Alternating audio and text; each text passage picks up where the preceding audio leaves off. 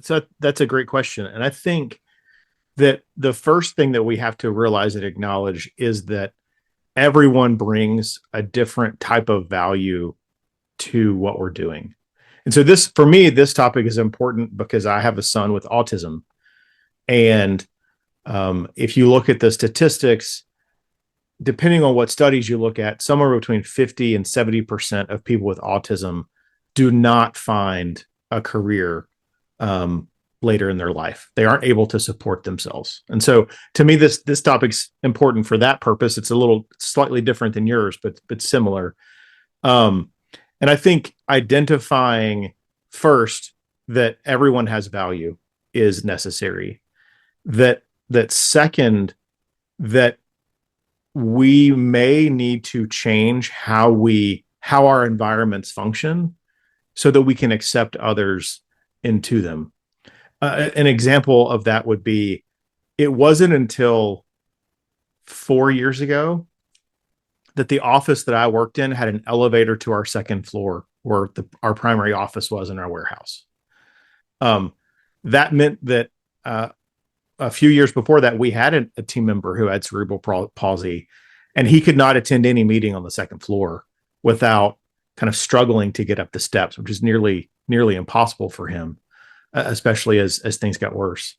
Well, that was a huge shame that we didn't make the decision earlier to solve that problem of no elevator, and that fundamentally that choice was being made because of a cost decision, and an elevator is an expensive thing. So I believe we need to think about ways that we can make our workplaces more inclusive, whether that's an elevator to the second floor, or likely one day my son in the workplace is going to need a calm, dark room that he can go to listen to music for 20 or 30 minutes and decompress during his day. Is a workplace willing to provide that accommodation and view that as important? And until we start viewing accommodations as something that's reasonable and important to provide, we're going to struggle to really deliver on the diversity goals that we need to have.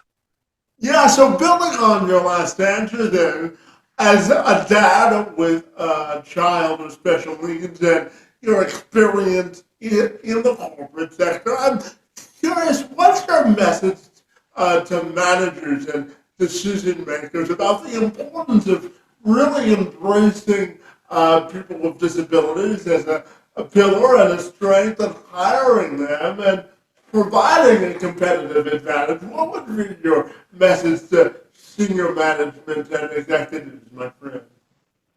Well, I think my message to leaders would be that it's an important strategic decision, because if you're removing access to a large part of the workforce, you're fundamentally removing access to a large talent pool. And that's what leaders should think about in terms of the long-term success of their organizations is, do I have access to the talent pool that I need to achieve what I need? And I don't know a single leader that would tell you that they have enough good talent. And so helping them see that simply because someone has a disability, that doesn't mean they don't have talent that is useful and important to leverage. But that may mean we need to make decisions that are, I might say, suboptimal in some way.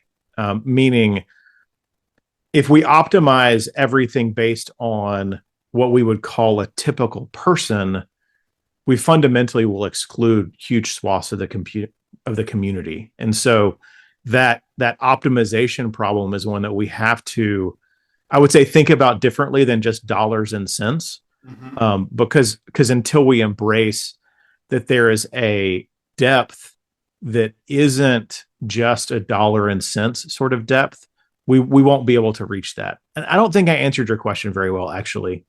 But my message to leaders fundamentally is that until they embrace, I would say, people of all different situations, Mm-hmm. they're going to cut out a large part of their talent pool, and that's their largest issue that they have to deal with. So why limit yourself in being successful? Like, you're making a choice there that you don't have to make.